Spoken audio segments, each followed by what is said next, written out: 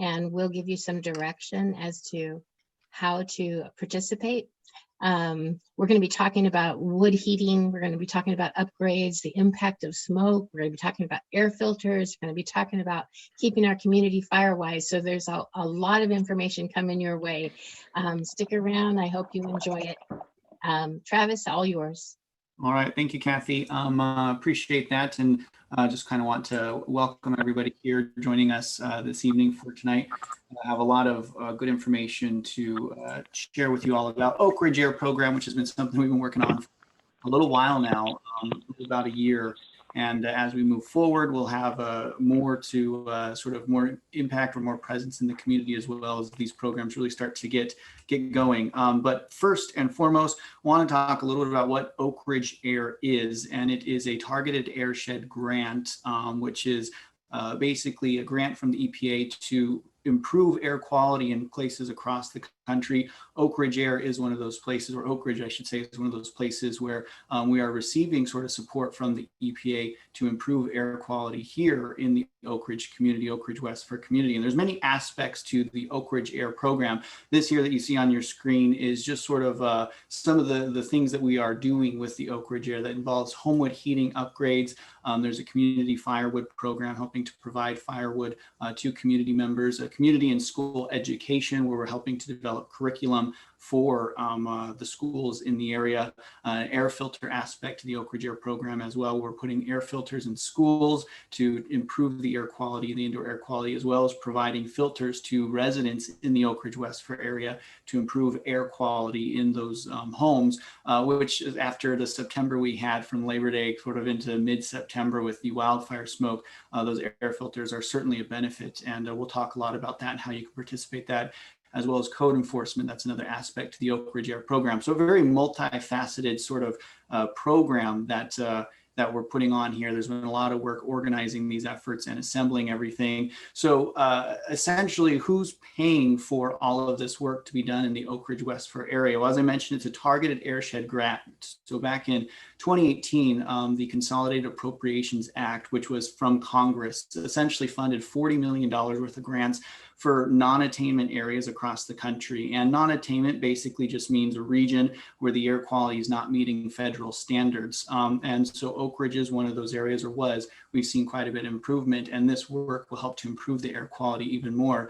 But the money received from the EPA was just a little over $4.9 million. And that is money that's being used to fund all of this work that will be done in the Oakridge Air program, which includes homewood heating, school education, the air filters, and the like. So here's a quick little breakdown of sort of the program in general, the timetable. There's a lot of information on here, so don't spend too much time, but more to just drive home the point of how long we'll be sort of in the community talking about Oakridge Air, and that's 5 years. Right now, we're kind of wrapping up the early parts of the first year. The Targeted Airshed Grant was awarded in October of 2019. So we're about right at that first year. A lot of it still is in the sort of development phase, the planning phase. We're about to move into the pilot program on the homewood heating, but give it, just a few more months, then these programs really should kind of hopefully become well-oiled machines.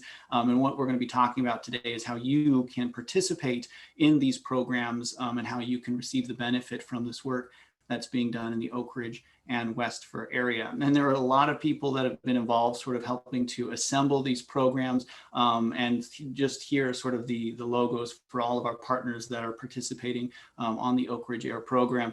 So it's many people involved to really make these things work, and we hope that you will be able to participate as well, because a big component to making Oakridge Air successful is sort of participation from the Oakridge Westford community. So who of us will be speaking tonight? I've heard from Kathy, myself. I guess I should introduce myself. I'm Travis Knutson. I'm the Public Affairs Manager for the Lane Regional Air Protection Agency. We are LRAPA as the people who have received this grant from the EPA, and then we're helping to provide this work to the Oakridge community to begin the Oakridge Air program and turn it into a successful 5-year program. We'll be hearing from Gwen Patty, who I'm sure some of you know in the Oakridge area, Dr. Vlepi from Oakridge Air. Orchid Health, Louisa from Good Company, Rick from South Willamette Solutions, Justin Patton from the Oregon Department of Forestry. I think we'll hear from Anne, or she might have had something kind of grab her this evening, but we'll also hear from Sarah Altimus Pope from South Willamette Solutions as well. So here's a quick look at the agenda of everything we'll be talking about. So the first 10 minutes, kind of what we're going through now, is the introductions. Beyond that, we'll actually talk about the smoke impact on your health. So we'll look into some of the data science for public good findings, looking at some science and some data about smoke and its impact on community members. At about 6:30, we'll get into the Oakridge Air program itself. We'll hear from Rick about sort of how you can participate in the homewood heating upgrades, the air filter programs, and more of those specifics. Then as we get into the 6:50 timeframe, we will talk about the Oakridge Smoke Safety Plan, which Sarah Altimus Pope will have more information on that. And that's essentially sort of a plan that's being developed on how the community will respond when we see smoke intrusions to our area, which we saw in September is something that can't happen with wildfires. And so it's good to have a plan on how best to respond. And then 7 to 7:30, we will start talking about Firewise, explain a little bit what the Firewise program is, and how you can participate to help make Oakridge West for a Firewise community. A little bit of sort of some Zoom keeping here. If you do have a question and you want to have an answer to that, we will be taking questions throughout the evening. Just click on the little chat button that you see on your screen or on your phone, and then you can send a chat to multiple people. Just send a chat to me. You'll find my name, Travis Knudsen. Send it to me and I'll kind of compile those questions. And then when we have an opportunity to take them, we'll take them and get an answer. And if we don't get to your question, if we have too many, we run out of time, it's pretty easy. My email address is just travis@lrapa.org.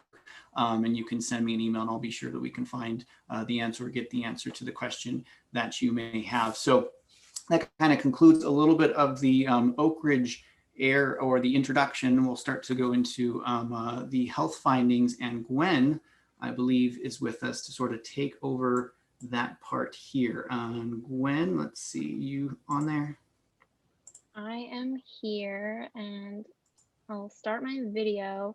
And please let me know if my video and chatting don't go together very well. I've had this problem in the past for whatever reason. I think maybe my computer is just a little bit old. But anyway, thank you for the intro, Travis. My name is Gwen. I am an Oregon State University graduate student in sustainable forest management. And my email's there in case anybody after this wants to send me a follow-up question, or if anybody who watches this video later wants to do that. But I worked with data science for public good this summer with my team, which was Pratiksha Aga and Adam Conrad, and our faculty mentor, Ann Thesson. And we partnered with Oakridge Air, LRAPA, OHA, and LCOG, and the Postal Pharmacy to kind of go over our research question and kind of tackle the problems that we've been seeing in Oakridge in the past and try to set a plan to move forward for the future. And so next slide, please. And so what that looked like is answering this research question, and I'm going to read it. It's kind of a mouthful, but I'll go a little bit more into it in a second. So from January 2015 to present, have past peak smoke events caused a statistically significant increase in prescription counts? And this is for select respiratory and cardiac ICD-10 codes and within 30 to 45 days of an event. So what does that really mean? We worked with OHA to figure out what respiratory and cardiac ICD-10 codes, basically diagnosis codes, are associated with smoke inhalation, anything like that. And if a smoke event has happened within 30 to 45 days, what are the health implications of that? And why this mattered to us is that Oakridge was really facing a problem for decades with our air quality. And we had some of the worst air quality, not only in the state, but also in the nation. And we're a really vulnerable population here. We're low income, we have an aging population, and this makes us really vulnerable. And to really try and make sure that we're protecting our people, we want to address this. And why is this happening? Because Oakridge is kind of in a bubble. The picture on your right-hand side kind of shows Oakridge. I'm sure you guys know we live at the bottom of a kind of a valley. And what happens is we get this inversion layer. So we have this cool air and this warm air settling on top, and that warm air rises, kind of as everybody knows. The warm air keeps that cool air down, and that cool air gets full of smoke. And that's kind of what causes our problems. So to begin answering that question, we actually had to answer the secondary research question. So if you can please move to the next slide. Perfect. And I'm not going to go super into the weeds with these, and if you want me to, I can, but this is what we call summary statistics, and this gives us kind of an idea of what's happening with our air quality data, which we obtained from LARAPA. But I'm going to go through at least the first question because it'll hit on a lot of vocab that I want to talk about a little bit, and I'll talk about more in the later slides. So the average number of days Oakridge experiences elevated 24-hour PM2.5 levels, which are greater than 35 micrograms per meter. And so what does this mean? So PM2.5, kind of as we sort of talked about, that's smoke, and it stands for particulate matter, and 2.5 is the diameter of that particulate matter. So you can have PM2.5, which is associated with combustion, or you can have like PM10, which is associated with pollen, and that's kind of what induces your allergies, right? So the size of the PM2.5, it can penetrate, or the size of the particulate matter means that it can penetrate into your body and into your airways, the smaller it is. So, and that 35 microgram part is talking about the concentration, and that 35 is set by the EPA. So this is what we kept in mind when we were looking at all this data. And if we move to the next slide, this is a this is a daily averaged look at what has happened in the past 5 years. And so on the left-hand side, we have PM2.5, that smoke concentration. On the bottom, we have the dates over the past 5 years kind of summed up, so it's easily readable. And each blue dot represents a single day, and that red line is that EPA threshold. And so as we have these dots, can you click one more time? Because it's gonna, yes. We're gonna have these boxed looks at areas where the PM2.5 has surpass that threshold set by the EPA. And if we take a really close look, what we'll see is that's happening in the winter months and the summer months. And so moving forward, we took another look at what's happening daily. And this is really important because the smoke can affect us at different times of the day, and that inversion layer can settle at different times of the day, and it's dependent on season. So again, left-hand side is the smoke concentration. The bottom is the 24-hour clock. And each line represents the pattern that the smoke concentration takes as we go through the different seasons. And so this is taken an hourly average of every data point for our 5-year data set. And what we see is at around like 10 to midnight, we have this really high bump in PM2.5. Yes, thank you. And we're really seeing that heavily in the winter months. And what's important here is looking that the concentration is 25. So that is below the threshold. And what I'm going to tell you, I hope makes sense, but our data is skewed. And what that means is we have a lot of zeros in our data, meaning that there's a lot of days where our PM2.5 or our smoke concentration is low. So that is pulling our data down. So if we're reaching that 25 threshold, that means when it's bad, it's really bad. It's really pulling it up.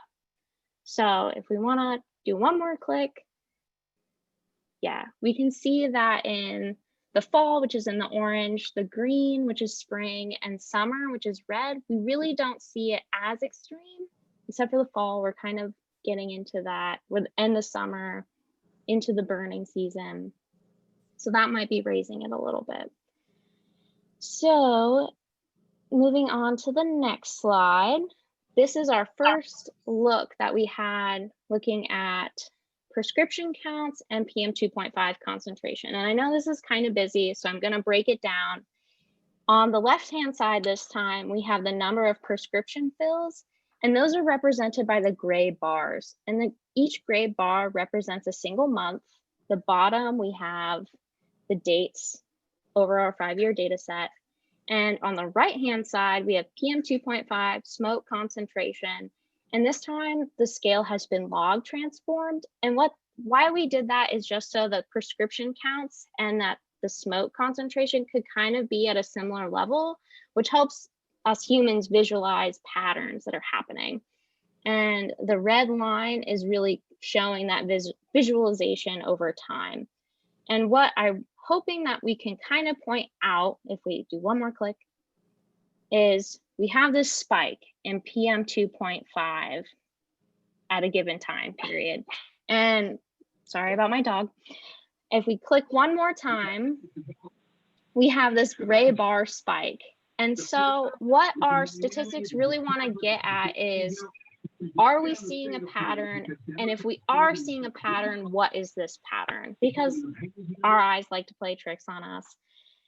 And so we built a statistical model that is trying to see what is happening, if it's happening. And the outcome of that was, I'm going to say this really mouthful phrase, and then I'm going to break it down a little bit.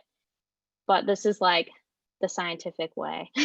We estimate the multiplicative rate at which cardiac and respiratory prescriptions are filled is 3% higher 30 days after a smoke event for each 10-unit increase in PM 2.5 concentration. So with a statistically significant result, what does that mean? Basically, for the prescriptions that are filled for those specific ICD-10 codes, they're being filled 3% higher when a smoke event happens for the 10-unit increase. So if we go up to 50 units, let's say, and that means we're going to have a 15% increase 30 days later of prescription fills. So think about what happened this summer where the smoke concentrations were so high and the AQI was so bad that we were outside of the range that the EPA had. So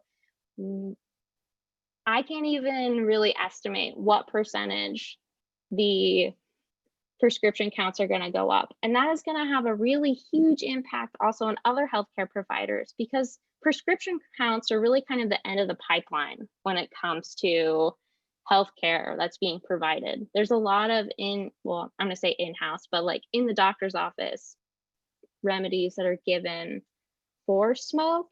And I know that Dr. Volpe can talk to that much better than I can. So I don't know if I'm going to give questions now or give questions after Dr. Volpe, if somebody wants to let me know, but I know that he is after me. We'll do questions with Volpe and you sort of all together at one. Okay, sounds good. Then I'm going to hand off to Dr. Volpe. Thank you. All right, thanks, Gwen. So yeah, to sort of piggyback onto Gwen, some of the data that she's given, she's looking at prescriptions out of postal. I would expect that data to be even more great when you consider the individuals that go to the emergency department and get prescriptions out of the emergency department and don't even make it to postal, those really severe cases that wind up there, which make up a large number of the health effects of smoke. So I'm going to speak a little bit about, why is some of the things that Gwen said, why is this important? What effect does this have on our population in Oakridge?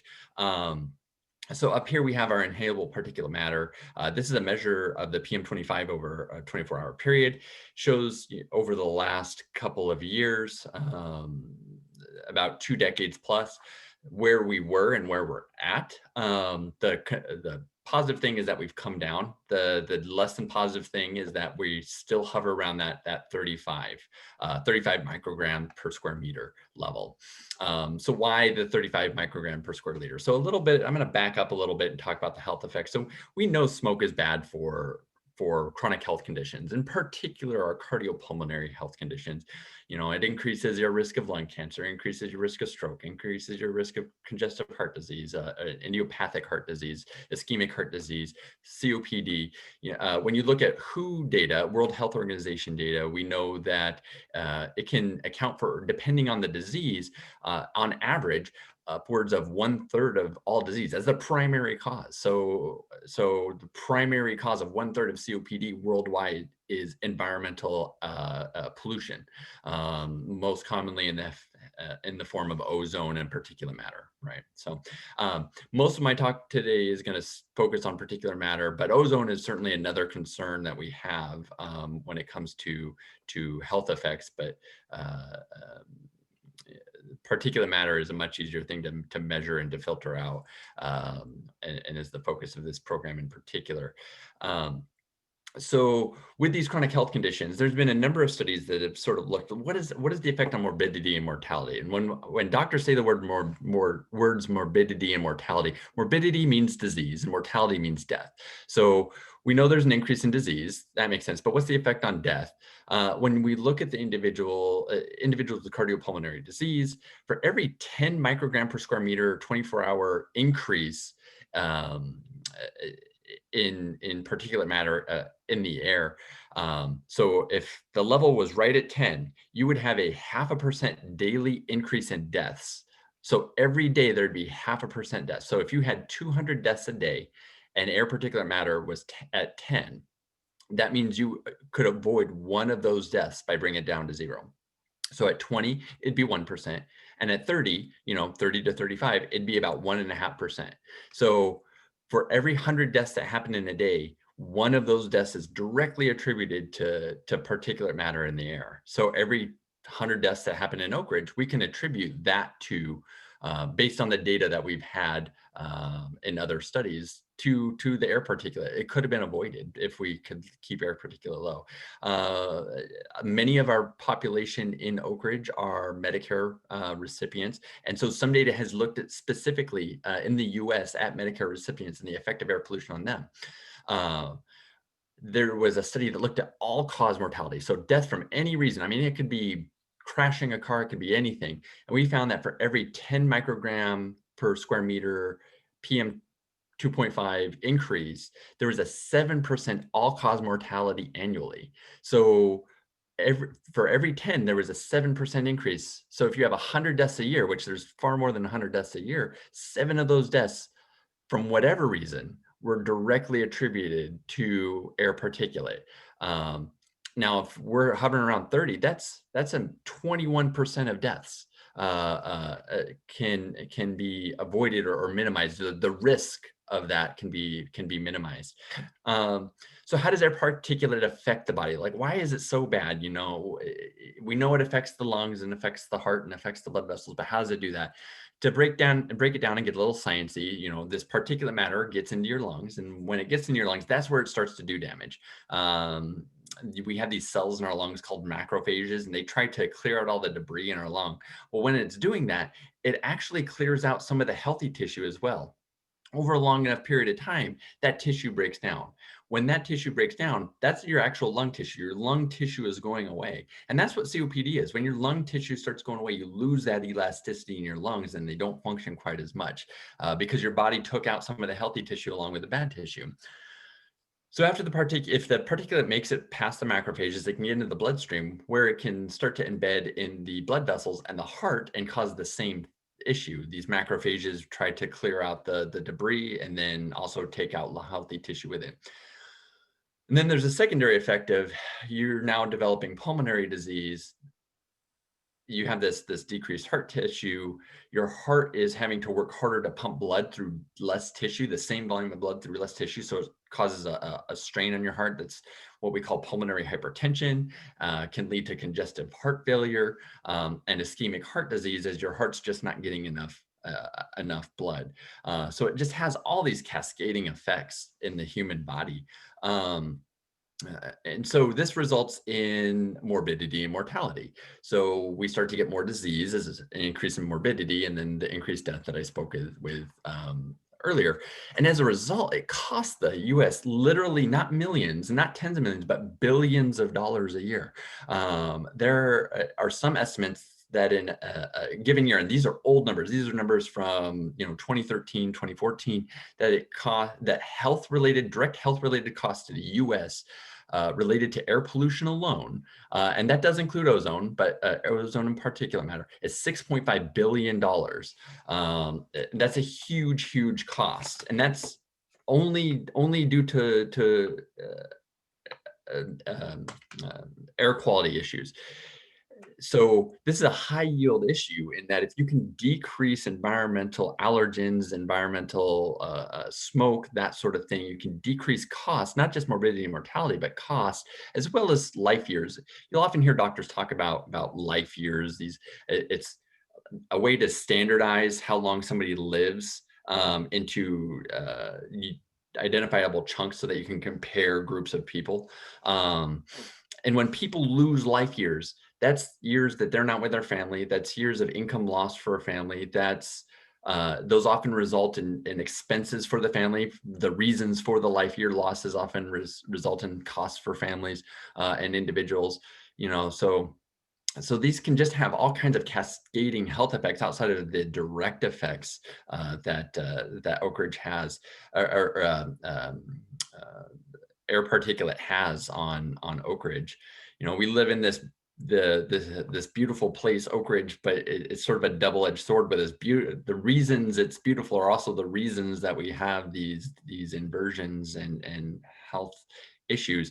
Now, with this sort of program, there is a lot of data showing that if we can decrease indoor pollution, some of the data has come out of Africa and some third world countries where there's a lot of indoor wood stove use, and therefore people measure indoor particulate matter and see the health effects of, if you can reduce some of that indoor air particulate matter, the health effects. So that's one of the theories behind this, and I'm sure Travis will speak to it more about the effects of the air filters on indoor particulate matter. But if there's a way we can reduce the outside particulate matter, obviously the indoor particulate matter will go with it. Much of the indoor particulate matter in Oakridge, besides just the wood smoke in the homes, is just smoke coming in from the outside into the house, even in individuals who don't have wood smoke homes. Yeah. Dr. Volpe, one question we do have here that we're kind of getting a little short on time. I do want to ask a quick question, if you could quickly. How does the smoke that we'll see in sort of the Oakridge area, and really just in general all across the area, how does smoke, sort of quickly as you can, affect COVID infections and recovery for just a general person? Yeah, so obviously it's going to delay recovery. COVID is primarily a respiratory disease. We're finding more and more that there's probably going to be chronic disease associated with COVID that we haven't yet found, just because it hasn't been around long enough. Because smoke and air particulate worsens the physiology around your lung tissue, it will make your body more susceptible to COVID. If you get it and you're exposed to smoke, and your body is going to fight harder to try and clear it, and therefore cause more damage in the end. Not to mention all the damage that was done before by trying to clear the previous smoke. Your body's just not going to have the ability to fight off COVID and smoke particulate or air particulate at the same time, leaving you to have a higher risk of winding up in the ICU, as well as mortality risk. Cool. Thank you, Dr. Volpe. If you have any additional questions, you can send them to me in chat or put them in chat. And if we have opportunity here at the end, we can get to those as well. But for the sake of time, we'll go ahead and move on. The next thing that we want to talk about for the Oakridge Air program is sort of the Oakridge Air components. And Louisa from Good Company will join us to talk a little bit about that. Louisa? Hi, everybody. I am Louisa DeHere. I work for Good Company. So we're a sustainability research and management firm locally here in Lane County. And we're the program managers for Oakridge Air. So we're kind of the support team helping to make sure that all of these moving parts work together to have the greatest impact to benefit Oakridge residents. So what are we going to do to solve all these problems that we just heard about and these real impacts? on people's health. So I'm going to talk about air filters, air purifiers, and the firewood program, and then I'll introduce our local coordinator to talk about the upgrades program, which, as you can see, is a huge chunk of this total funding. So next slide. To start the community firewood program, I hope you've all heard about it. Actually started as a volunteer program between Inbound and the Southern Willamette Forest Collaborative, with kind of 3 goals: to reduce fuels out in the woods, to provide some local jobs, and to get people clean seasoned woods to reduce the smoke that's going out into the community. Burning wet wood is a huge problem causing smoke. People sometimes don't have the time or the ability to get good seasoned wood up in Oakridge. So they provided that service. And by partnering with Oakridge Air, we've been able to distribute over 200 cords of quality seasoned wood and buy a bunch of good equipment that will make sure that this program can continue long into the future. So we make sure that we have affordable wood, especially for folks who need it because of income or disability, and for folks on the exempt list. So if you have to burn wood in the winter in order to heat your home, either because of income or because that's the only heat source in your house, please make sure that you're on the exempt list. And that also enables you to get a discount on this good seasoned wood.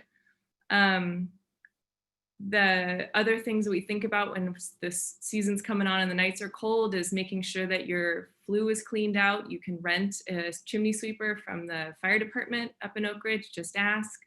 Maybe if there's maintenance that might need to be done, this is the time to do it.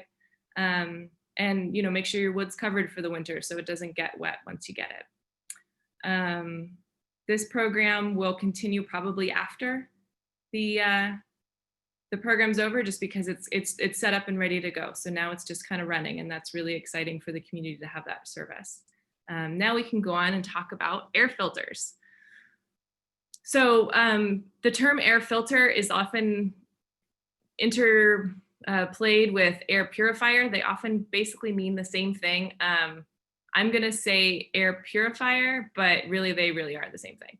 So it has been shown that a lot of what Dr. Volpe and Gwen talked about with these concentrations of high pollution, especially overnight, can really be helped by these freestanding air purifying systems. They plug into the wall and they just continuously circulate the air in a room to draw them through a series of filters. These are HEPA, which means they're really high efficiency, and they'll pull out 99% of the particulates in the air. So they work really well when you can close off a room in your house and just turn them on, and they will actually really clean out the particulates that are inside, which are often at the same level as outside without something like this. So we started with a partnership with Orchid Health, and they were a great partner to get us started to make sure that their most vulnerable patients, like Dr. Volpe explained, folks with chronic heart and lung concerns, were able to get one of these free purifiers. And as a part of that program, we've also committed to getting people 4 years of replacement filters. So those filters that actually go inside the unit, they need to be replaced about annually to keep them running really well. So to make sure that people get that, we are replacing them for 4 years to keep them running really well. And Nova, also up in Oakridge, has some filters too to distribute to their patients. So we really encourage folks to seek their providers out if those are your providers. And if those aren't your providers and you do suffer from one of these conditions, we're now ready to accept applications from the community. There's an application up on the Oakridge Air website. And all we're asking is to really focus on those vulnerable community members who have those heart and lung conditions, so that we get those into people's hands first. So our application does ask that you kind of share with us some information about your conditions so that we can make sure that we get them into the right hands. There will also be paper applications at City Hall and the Oakridge Air office, which is up in the industrial park, probably sometime next week. So we're really looking forward to getting more of these out, especially as the winter wood smoke ramps up. We've also made cleaner air spaces all around town by installing high efficiency filter units in all of the public buildings. So all of the schools, the library, City Hall, and the police station all have upgraded filtration to help protect the health of our community workers and our kids. Those will also be cleaner air spaces in the event of a fire, hopefully post-COVID. So those are some really exciting opportunities to get access to these filters. And now I'm going to turn it over, so next slide, to Rick Zylstra, who is our champion local upgrade coordinator. He's helping to make sure that our homes are burning cleaner wood and have backup heat and are weatherized so that we're going to be safer and warmer. So I will now hand it over to Rick Zylstra.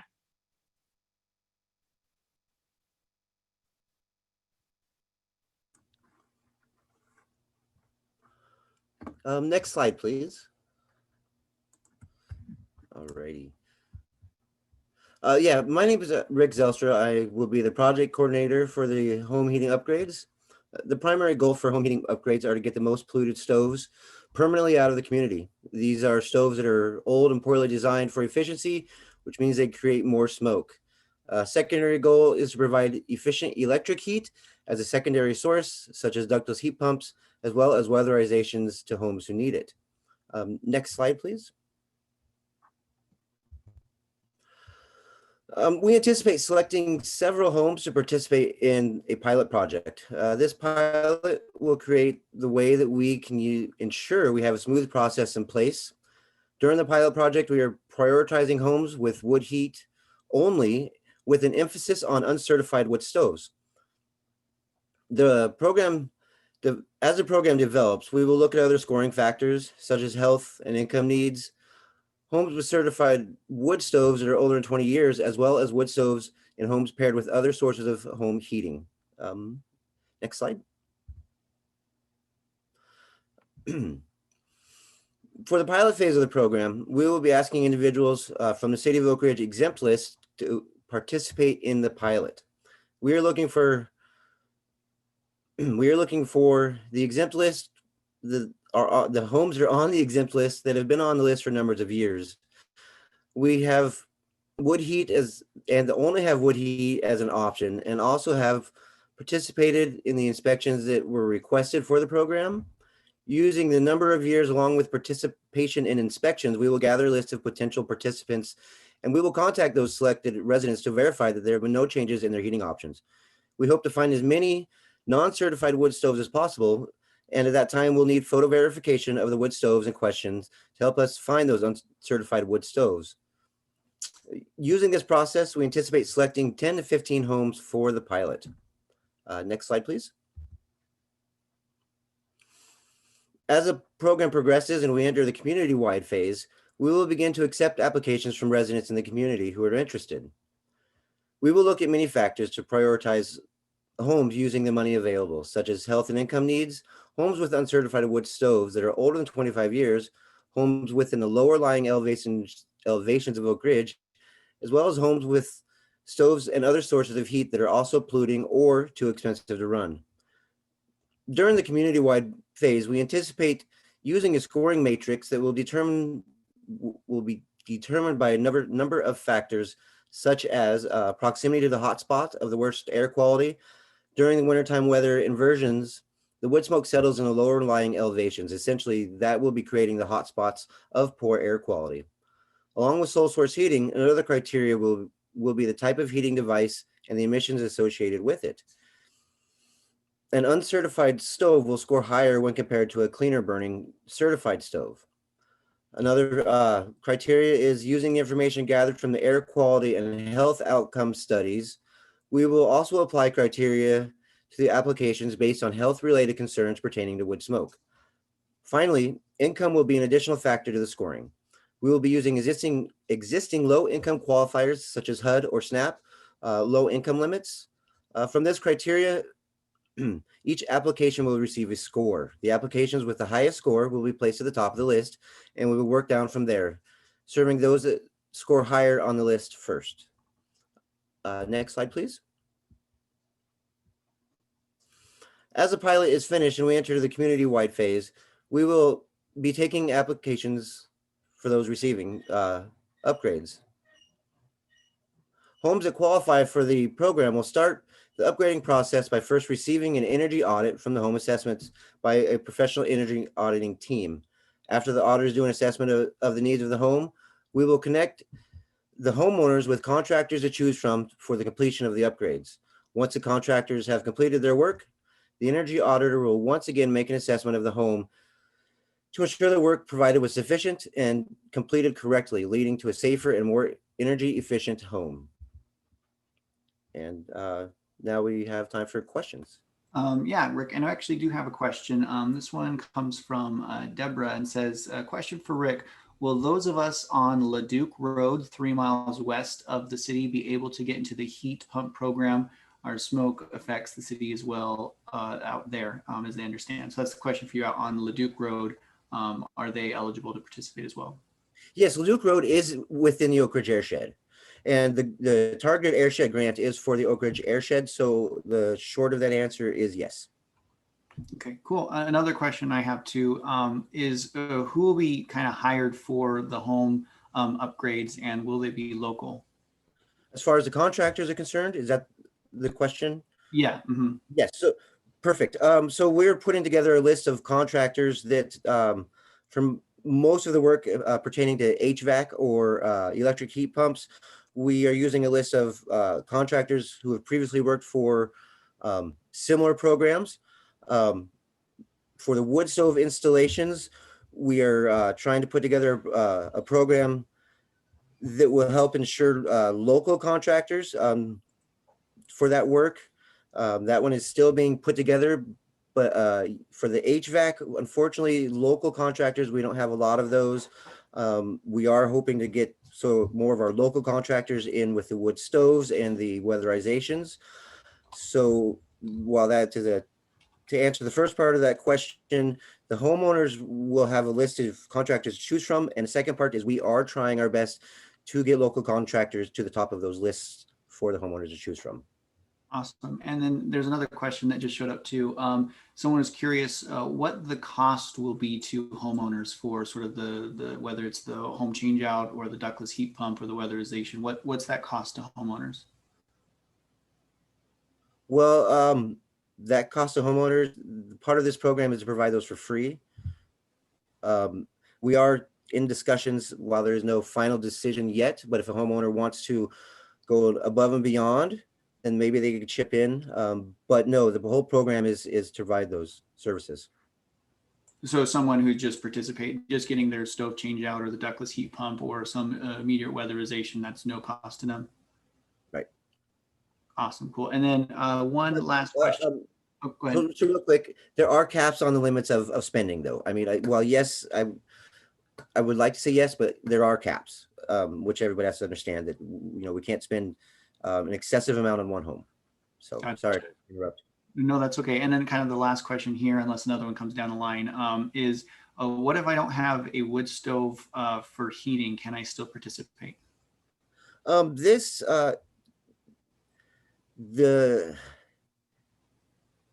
would like to say yes, but the answer is pretty much no. This grant is intended to improve air quality, and that air quality is the poor air quality in our wintertime is due to wood heat. So if we were to do that, I don't think that we would be meeting the intent of the grant.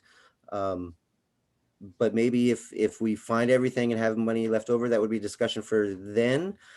But my gut tells me that would not meet the needs of the grant. Yeah. If I could jump in on one piece, we're definitely going to be learning as we go with this part of the program, and that's why we're starting with that pilot, because there's going to be so many unique circumstances to people's homes. We do have some other partners with Homes for Good and St. Vincent de Paul. So if there's a home that really needs extra work that's beyond our cap, we'll do what we can to find the funds to help support that. And I don't want to exclude anyone from applying for the program, even if you don't have a current wood stove. But we will be aiming at directing funds towards those with wood stoves first. So, we'll be 4 years going into this, so we'll definitely stay in touch, and hopefully we'll be able to get to everybody. Awesome, thank you. I don't see any other questions here coming down the line. If you do have more questions we didn't get to, send me a chat and we'll have opportunity later with time to get to those questions. But thank you, Rick, really appreciate that so much. And the next person to have speak with us is Sarah Altimus-Pope, talk a little bit about the community spotlight, or it's not community spotlight, the smoke safety plan. Sarah. Great, thanks Travis, and thanks everybody. Travis, if you can go to the next slide, that'd be great. So I think folks know who I am. My name's Sarah Altimus-Pope. I'm the coordinator for the Southern Willamette Forest Collaborative. And you'll also hear us talked about as South Willamette Solutions. That's the nonprofit we created about 1.5 years ago, which is an umbrella organization. That Collaborative is a project under that. And now we're bringing in contractors such as Rick to help with this Oakridge Air project under South Willamette Solutions as well. So you'll be hearing that name a little bit more in our community. I'm going to talk to you about both smoke and wildfire program updates. So when we're thinking about smoke in our community and impacts of smoke, we have our wintertime smoke, but we know as a community, we really see smoke impacts in the summertime from wildfire, but there's also chances that we could get smoke impacts from prescribed fire. So when we, as a team, the Oakridge Air Attainment Group, which is now kind of grown into Oakridge Air, started looking at the TAG grant and knew that was possible and that was coming down the line. We learned similarly, there was going to be an opportunity from the Oregon Department of Environmental Quality to apply for funding to develop a plan around a community response plan for smoke that could help communities both address smoke impacts when they happen, but allow them to do the prescribed fire burning that's needed to reduce fuels in the forest around vulnerable communities that have fire risk. And we definitely in Oakridge have fire risk. That's something that the Forest Collaborative that I coordinate, we've been working on for many years now, is forest restoration projects. And a big part of that is fuels reduction around our community. So in the FireWise portion, we'll talk a little bit more about that and hear from the Forest Service. But the reason that's important for the smoke plan is to enable us to do the prescribed fire burning that's needed around the forest, but not be impacting negatively the people that live in Oakridge in our smoke sensitive receptor area, which is what we're designated as. Also, I have on here the FireWise plans that we're working on, the Greater Oakridge Area FireWise Assessment, which ODF will talk about a little bit later, and then the City of Oakridge FireWise assessments we want to get to next year. And the icons are some of the partners. Travis, can you move forward a slide? So the goals of the smoke safety plan are to reduce exposure and mitigate health impacts of smoke from all sources. So our plan will bring together, it's bringing together a bunch of different partners, many who are on this call tonight, to talk about how to address that. But also the secondary goal is to be able to do the increased opportunities to accomplish critical prescribed fire treatments in the wild urban interface. And when we do have the plan in place, it's something that our neighboring land management agencies, such as the Forest Service, can use to be able to get exemptions to do burning on days they otherwise would not be able to under the Oregon state guidelines. So it really actually is a problem we face in this area. Believe it or not, the Forest Service on average only has a very short window of a week or so of days throughout the entire year that they can do the prescribed fire treatments they need to do because of the threat of smoke to Oakridge. So now if we have this plan in place, we can do that work, but be able to notify the community of things that they need to do to protect their health from smoke. I can move forward one more slide. So here's kind of the components of the plan. And I wanted to tell you, we have over 40 participants that have joined in meetings that we've been holding twice a month since last June. So the City of Oakridge is the main grant recipient. We've talked with the City of West Fir, the county is involved, El Rapa, our health providers such as Orchid, the Oakridge Fire Department and Volunteer Fire Department, LCOG, all the Oakridge Air Partners, and of course the Forest Service and ODF. So the things that we're looking at as the components of this plan is first coordinating amongst all the partners when there is going to be a smoke event. So whether that's wintertime smoke, red days during because of burning wood stoves, prescribed fire smoke both in the spring and the fall from doing prescribed fire work, or as we saw in September, wildfire events, and how to communicate out to the public for wildfire events. So first, how do we coordinate when there's a smoke event?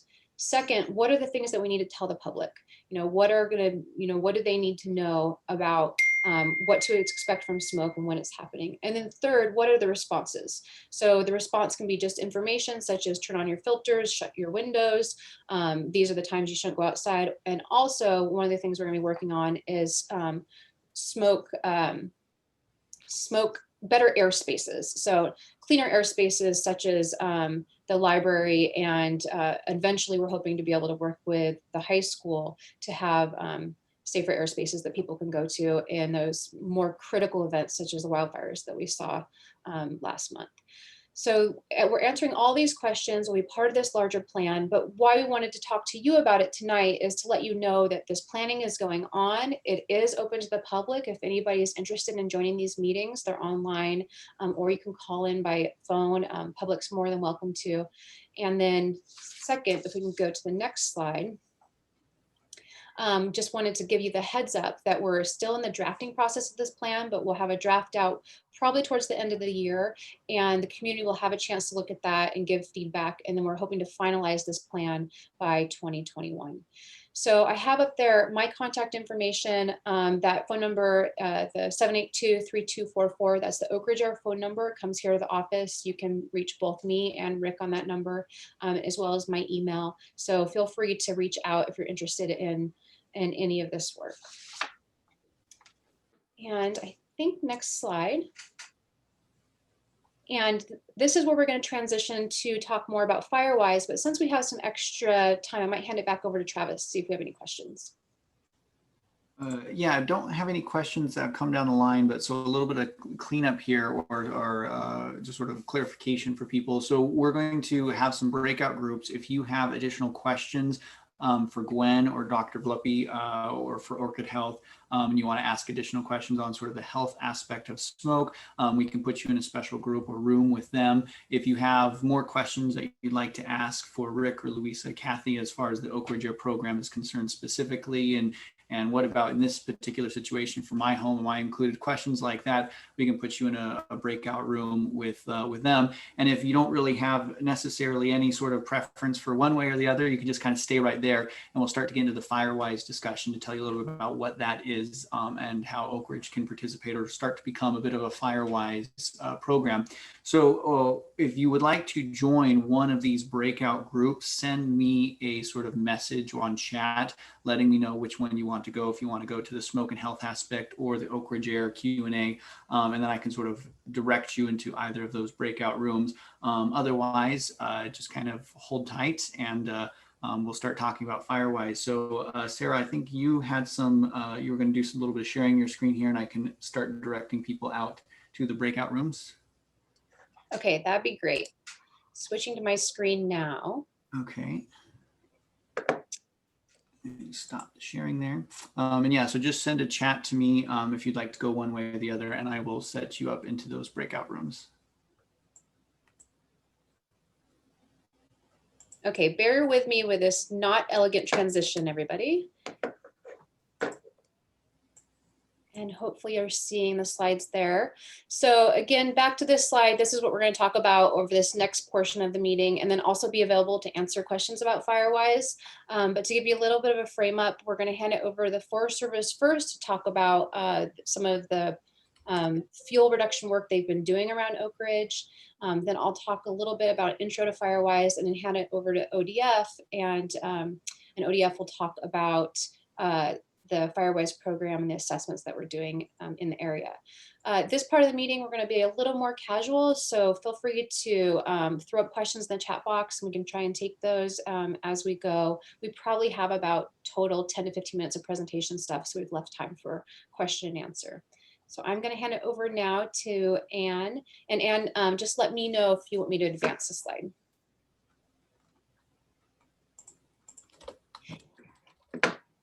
And are you able to unmute yourself?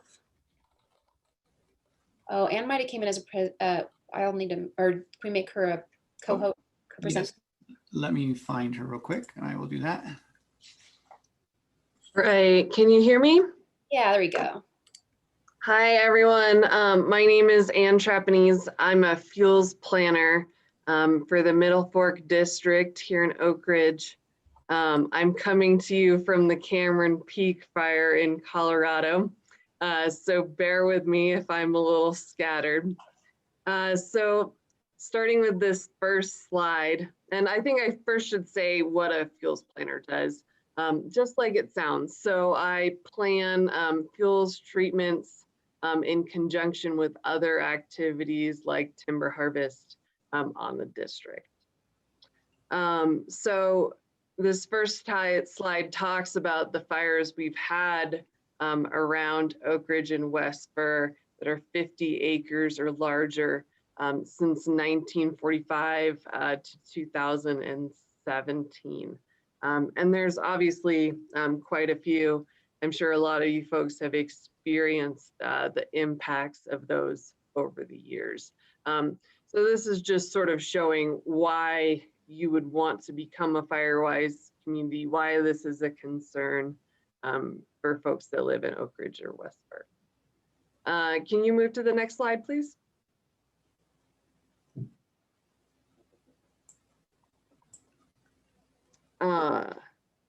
So the color contrast isn't great the way that looks on the slide to me, but it's just trying to show all the different fuels treatments we've done on Forest Service land in the last 10 years. And so this only shows the last 10 years. And that's roughly about 2,000 acres of treatment. And that treatment includes commercial harvest, non-commercial harvest, and piling, prescribed fire, sort of a whole suite of different activities are included in that. But we've done a lot of work over the years. There's a lot of work beyond the last 10 years. And you know, a lot of work that we still plan to do in these areas that will be completed in 2020 and beyond.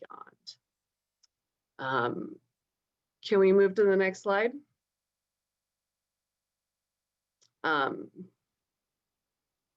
So, Sarah, do you want me to keep talking about this slide? Yeah, maybe we can both tag team this slide. Okay. We wanted to show, this is a progression of the fire, the Holiday Farm fire that went through Mackenzie. It was something we were talking about this 6 months ago. We thought we might need to make a case to people about why it'd be important for Oakridge to Firewise. I think we've all learned over the last month that we are still very much at risk in Western Oregon. It does take maybe an alignment of events like we saw last month, but it does happen. And us that have lived here a long enough time remember some of the bigger fires such as Warner Creek, which were just up the drainage from us. So what we wanted to share here is just how fast that fire moved and how it burned through the community, but there still are homes that survived it. So we didn't want to show pictures of the fire per se. You know, you see a lot of those, the things on the news that are alarming, but we just wanted to kind of give a visual of the fact that that we can see these bigger fires in Western Oregon. So we'll talk a little bit more now about why, what firewising is and why it's important. So hold on here a minute while I, this will let me escape out of it. I'm going to show a video for you here.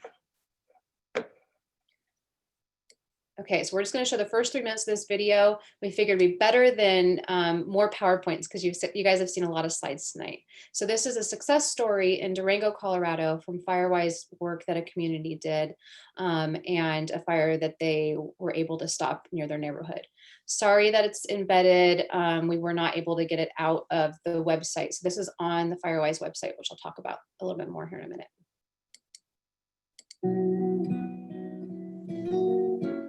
It was a typical weekday morning, and we got a call that there was a brush fire that had started. You know, at first we could see this plume of smoke, it seemed like it was quite a ways away. And I thought, well, it'll never get here. In the first 5 minutes, it went from being a start to almost 5 acres. And in the next 5 minutes, they were calling it maybe 25 acres. So it was spreading incredibly rapidly. And we went on pre-vac and we saw it approach closer and closer, and it's still quite a ways away. I thought they'll stop it before it gets here, not realizing how intense it was.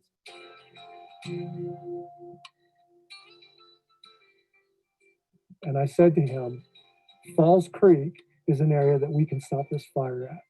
The reason is that they've spent hundreds of thousands of dollars and it's well mitigated and it's a fire-wise community. And we have the ability to slow this thing down and stop it at Falls Creek. I believe that we can save that neighborhood. They started basing their actions on the contingency that, hey, when the fire gets to Falls Creek, that's where it's going to turn the corner. This neighborhood has committed for the last 10 plus years to reducing their wildfire risk, and they've really taken ownership of the fact that they live in an area that's prone to wildfires. They've decided that they're going to take responsibility for their land and reducing that wildfire risk to give these firefighters a chance when they come into this community. In the back of my mind, I thought these guys are going to save this place. The area where we turned it westward and we stopped it from coming into the community of Durango, this was the pivotal neighborhood. This was the fight that won the war. We helped them save it. And that was a big compliment to us to hear them firemen, professionals say, you did a good job here. That made us feel really good. And it's not just us, it's the whole ranch. There's no guarantees in this line of work, but what they can do is they can stack the deck in their favor. And this community has accepted that. And in this situation, they really saw the effectiveness of how that work it really improves the odds when it comes to major wildfire moving through. I think any homeowner's responsibility living in a forest like we do is help these firemen protect your home. Fire, you don't know if one's going to happen today or tomorrow or when. You can be in denial, but it's a possibility. You have to accept that responsibility. You love the forest, but you're going to have to clear around your home if you want to keep your home.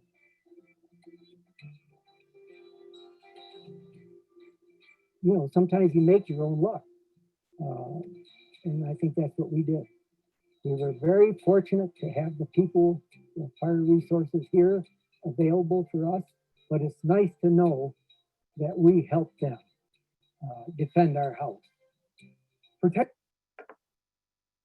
Okay, so let me get back to the slides. I probably should have led off with starting with explain what Firewise is. So it's a voluntary program that communities can participate in to become organized as communities and work together to do the mitigations to protect neighborhoods in the event of wildfire. So, so that video kind of gave you a snapshot of a success story. I know right now in the news, all we're hearing is all these horrible stories about communities being burned over, but there are so many success stories of neighborhoods and homes that have survived fire. And I think it's something that we need to be prepared for in this area. And this opportunity with the smoke safety plan is that we have all the right partners at the table that can talk about these issues. So we've been using the opportunity to also talk about Firewise and start to get organized around that. So let me see here. I think now I'm going to hand it over to Justin Patton with ODF. Hi everybody, this is Justin Patton, the fire planner here at ODF out of Springfield. We're going to just kind of talk about, some of the benefits of why should you guys become Firewise. So this is going to be kind of step one. We're looking for just a handful of homes to participate this first year. Just kind of get the thing started, building the framework for action. Educating people about wildfire risk reduction, where to start, what's most important. The Firewise program, it's really a community building tool. And that's not just for wildfire emergencies, that can be for anything, the snowstorms that you guys have had, an earthquake in the future, who knows what might happen, just building a stronger, more connected community. And, as people see other people doing good things, reducing the risk in the community. The hope is that, more people will join in, and, a lot of the neighbors that you folks have affect your chances of your home surviving from a wildfire. So kind of working together to reduce that overall risk. A fire-wise forest is going to be a healthy forest as well. And then the last thing, if you guys are a recognized Firewise community, we've had some fuels reduction grants for the Oakridge area in the past, but we're going to continue to apply for them. If you guys are able to achieve the Firewise status, then that'll make us more likely to have some more funding for assistance in the future. Could you go ahead and go to the next slide, please? So kind of where we're at, the goal for this year, by the end of the year, is to have what we're going to call the greater Oakridge area become Firewise. So that's basically just all the communities and outlying homes in the surrounding areas of Oakridge, with the overall goal of being Oakridge and the surrounding area Firewise by the end of next year. And like I said, this is really just kind of the starting point, and kind of the idea is, if you can get a handful of homes to start now, then just continually add more and more homes as we go. So right now, what we currently need is at least 8 homes to be willing to just register to participate in the Firewise efforts. And really all that takes is, just giving us the okay that you're willing to participate, and then kind of recording some of the efforts that you guys are doing. And I would guarantee that almost everyone is doing some sort of a mitigation risk, whether that's mowing your lawn, removing debris, those sorts of things. So it's really a pretty small ask. And, if we can just work together as a community, we can get a lot done. So really, we just need those 8 homes. We've done some assessments for the community. We'll go ahead and seek some funding in the future, and then, provide the community members with that education of where to focus their efforts. Go ahead and go to the next slide.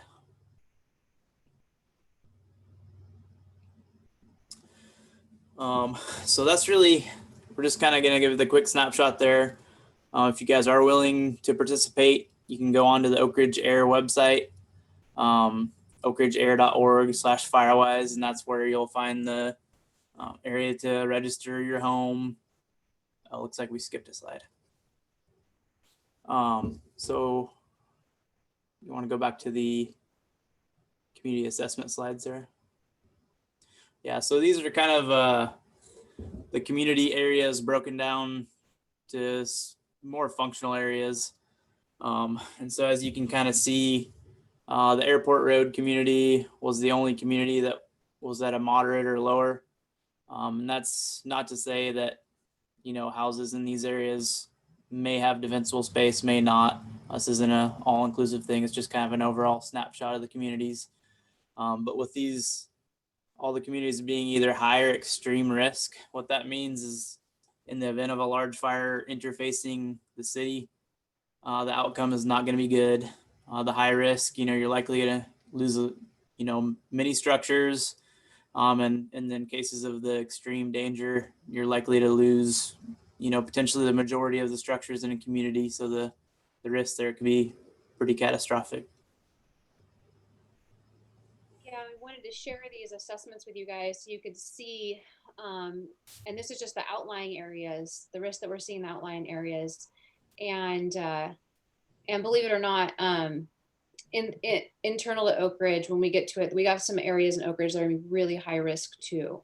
So just the first step is having the assessment and knowing where we sit with this. But the second step is going to be the mitigations that we know we need to do. So that'll be homeowners needing to step up and take responsibility. But Justin and myself and other organizations, Forest Service, we're committed to finding funding to helping people get that work done. So that's what this is all part of, is first getting a plan so then we can go after funding and start moving towards getting this work done. So maybe I'll go back to the question slide. Why this one's to. Okay, so I wanted to share resources that are out there about Firewise. We could, spend this time and give you guys more information about Firewise if you want, but we wanted to pause here and see if there were questions from the audience about Firewise, about the process, and also wanted to share with you here some of these resources where you can go and see more videos and see about some of the tools that are out there. So Travis, do we have any questions in the chat box? No questions have come in the chat box from the for Firewise questions. Most of it's been people asking to go into one breakout room or the other, but no questions for Firewise. Okay, well, the next slide we have here is just information on Oakridge Air. We could keep it open and do more slides around the education, but I don't know what would be best use of time. You know, I'm not entirely sure. I'm going to close the breakout rooms. It looks like they just finished up, and then we can have an opportunity for more people to ask more questions about just the programs in general, I guess, if you'd like to go that route. Okay, great. Let me pull this down and see if.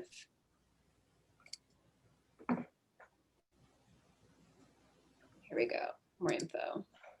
So here's the more information on oakridgeair.org. We did want to land here, and maybe I'll take a minute, and if people can put questions in the chat box if they have either about Oakridge Air or about Firewise. But we did want to point out to the community that we do have a really great web page. A minute ago, I was showing you the Oakridge Air /Firewise page that's on the Oakridge Air, but we also have a page that has our air quality index, where you can see what our real-time air quality is in Oakridge. You can get updates about the programs. There'll be more information as we get through the phases towards upgrades on how to sign up for those. The phone number that is on there is Oakridge Air phone number. So that's for the office here up at the industrial park. We're located at the old Pulp and Talbot Mill offices. So that's where Rick is at. And I'll let Rick jump in and share his office hours if he wants. And then I also wanted to point out our Facebook page. We have a pretty active Facebook page. We are putting up both during the smoke events from the wildfires. We were posting information on there, sharing out information coming from both the county and El Rapa. We're now regularly putting out the information from the home heating air quality days, so red days. Yeah, And the Homewood heating fires. I do actually have a question here for you though, Sarah, that did show up in the chat. It was, could you describe an ideal Firewise candidate property, such as like extreme or high area acreage vegetation? Like what are, I guess, what are those properties that are good, real Firewise candidates for properties? Okay, I will go to the next slide. Maybe Justin can turn back on if he wants to, because he's the one who can speak so well to this stuff.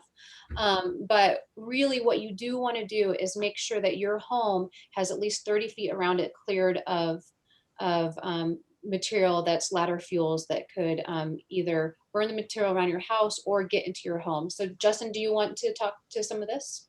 Yeah, so, you know, there's really, when you're considering wildfire, there's two things you have to protect against. One is the fire physically being able to burn up and make contact with your structure.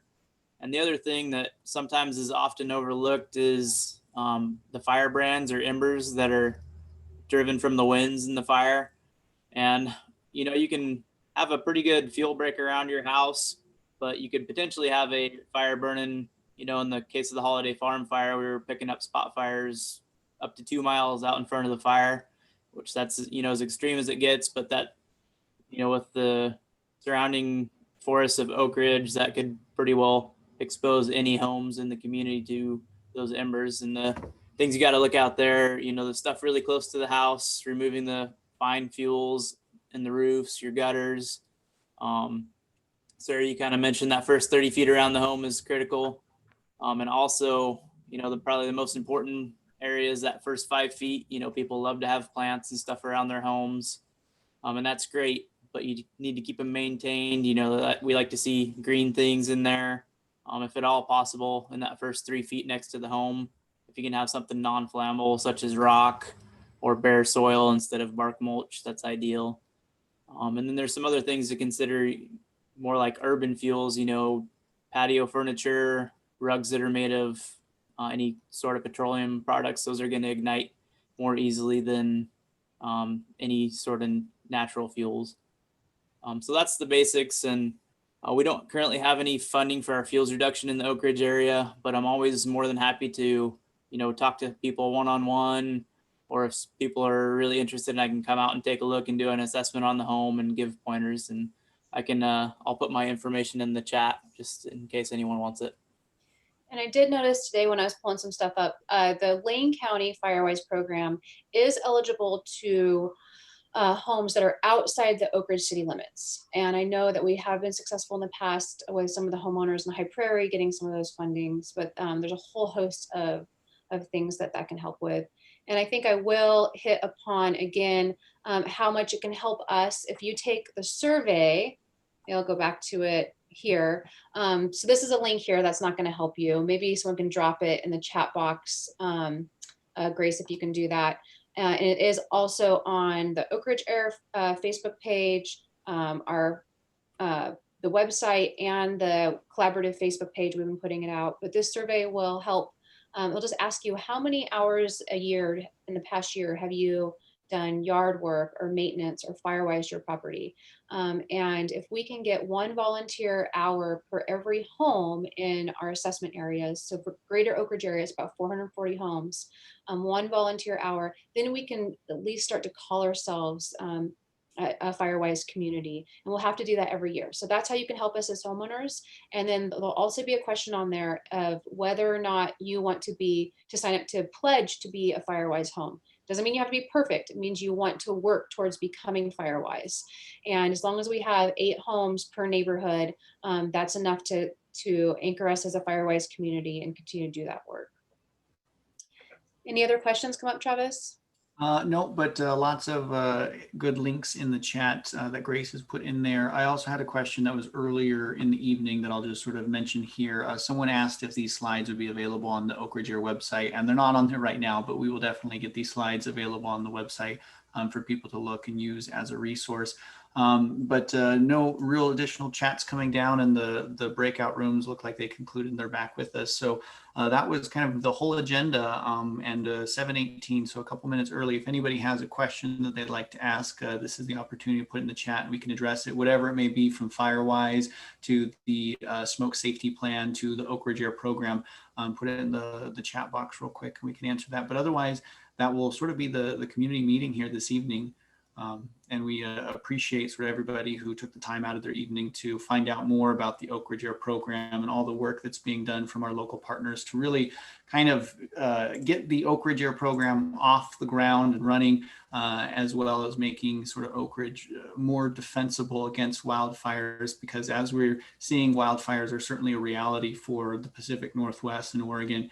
And with the wildfires comes smoke, and then smoke in general has a big impact on health. So there's a lot of different multifaceted aspects to fires and smoke in our area.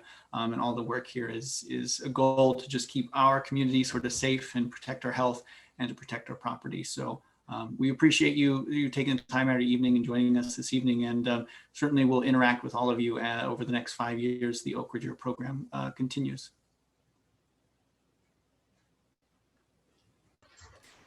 Well, thank you, Travis. I appreciate everything that you guys have done, and Sarah and all of the presenters.